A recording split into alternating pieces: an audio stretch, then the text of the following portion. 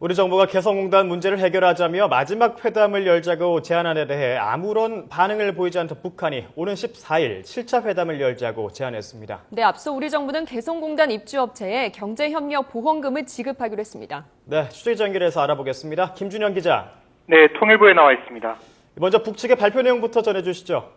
네, 북한 대남기구인 조국평화통일위원회 대변인 특별담화가 나왔습니다.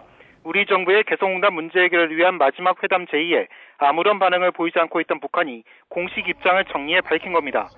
먼저 지난 4월 8일 선포한 개성공단 잠정 중단 조치를 해제하고 남측 기업들의 출입을 전면 허용하겠다고 밝혔습니다.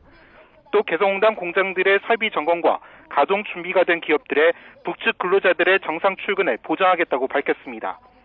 이어 개성공단 남측 인원들의 신변 안전을 담보하고 기업들의 재산도 철저하게 보호하겠다고 강조했습니다. 이와 함께 북과 남은 개성공단 가동 중단 사태가 재발하지 않도록 하고 어떤 경우에도 정세의 영향을 받지 않고 정상 운영을 보장하기로 했다고 덧붙였습니다. 이어 남측 당국이 거듭 요청하고 있는 7차 실무회담을 오는 14일 개성공단에서 전제 조건 없이 열자고 밝혔습니다. 네, 이에 대한 우리 정부 입장 아직 나오지 않았는데 잠시 뒤에 예정돼 있다고요? 네, 그렇습니다. 잠시 뒤 6시 15분에 통일부 대변인이 우리 정부의 입장을 밝힐 예정입니다. 현재 마무리 단계에 접어든 것으로 보이지만 내부적으로 또 관계부처와 의견을 조율한 것으로 보입니다. 통일부는 북측 특별담화의 구체적 내용에 대한 평가와 우리 정부의 대응책은 앞서 내부 검토를 거쳐 결정하겠다고 밝혔습니다. 통일부 당국자는 개성공단 문제 해결을 위한 당국 간 대화에 호응해 나오라는 우리 정부의 거듭된 촉구에 대한 북측의 반응으로 평가한다고 말했습니다. 앞서 통일부는 오늘 오후 4시쯤 판문점 연락 채널을 통해 북측의 입장을 전달받았습니다.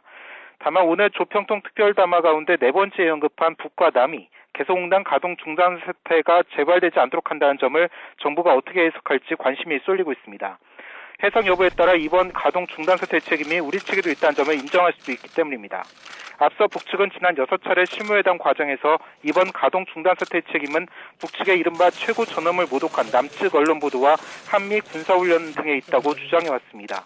반면 우리 정부는 북측이 개성공단과 아무런 관련이 없는 이유로 일방적인 가동 중단한 게 원인이라고 밝혀왔습니다. 하지만 개성공단 문제 해결을 위한 회담 필요성이 크기 때문에 정부가 회담에 응할 가능성이 조심스레 나오고 있습니다. 네, 앞서 우리 정부가 개성공단 입주업체에 경협보험금을 지급하기로 했죠? 네, 그렇습니다. 정부가 개성공단 입주업체에 경협보험금을 지급하기로 했습니다. 남북교류협력 추진협의회 의결에 따른 겁니다. 먼저 보험금이 지급되는 업체는 109곳입니다. 이들이 신청한 보험금 총액은 2,809억 원입니다. 신청한 전액이 지급되는데요. 정부는 내일부터 수출입은행을 통해 받을 수 있도록 준비하고 있다고 밝혔습니다. 김영석 통일부 대변인의 발표 내용 직접 들어보겠습니다.